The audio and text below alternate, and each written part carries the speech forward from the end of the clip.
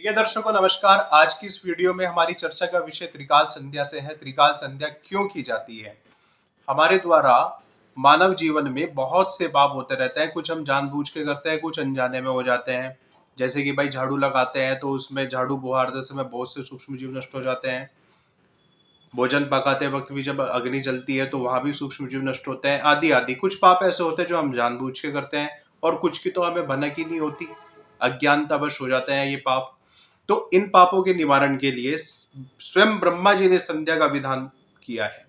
संध्या के समय प्रत्येक व्यक्ति को भगवान का नाम स्मरण, उनकी लीला आदि का चिंतन अवश्य करना चाहिए।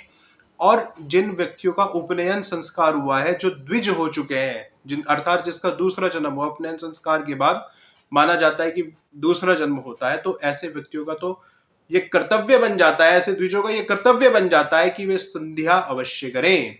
संध्या के बहुत से मंत्र होते हैं, विनियोग होता है, न्यास होते हैं, सूर्योपस्थान होता है, सूर्य को अर्घ्य दिया जाता है, गायत्री मंत्र की साधना होती है। तो जो मंत्रों को जानते हैं वे मंत्रों सहित संध्या वंदन करे। भगवान सूर्य नारायण भगवती गायत्री की उपासना संध्या वंदन के समय होती है।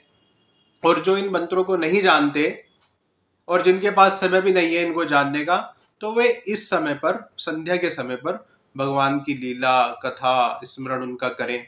अब बात करते हैं कि संध्या का सही समय क्या है जो शास्त्र में है। तो बताते हैं कि उत्तमा तारकोपेता, सुबह की संध्या की बात कर रहा हूं, कि जब उत्तम तारकोपेता, जब आसमान में तारे भरे हुए हों, ऐसे समय पर की गई संध्या इच्छा अनुसार फल देने वाली होती है और उत्तम संध्या होती है।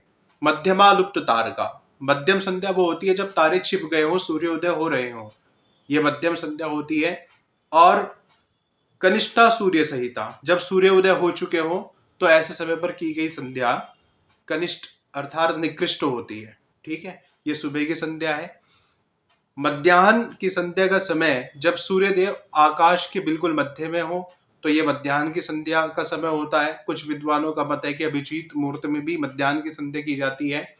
और सायकाल की संध्या सूर्य के रहते रहते की जाए तो उत्तम, सूर्य अस्त के समय की जाए तो मध्यम, और जब सूर्य अस्त हो चुके हो, तारों का उदय हो चुका हो, तो ऐसे समय पर की गई संध्या निकृष्ट होती है।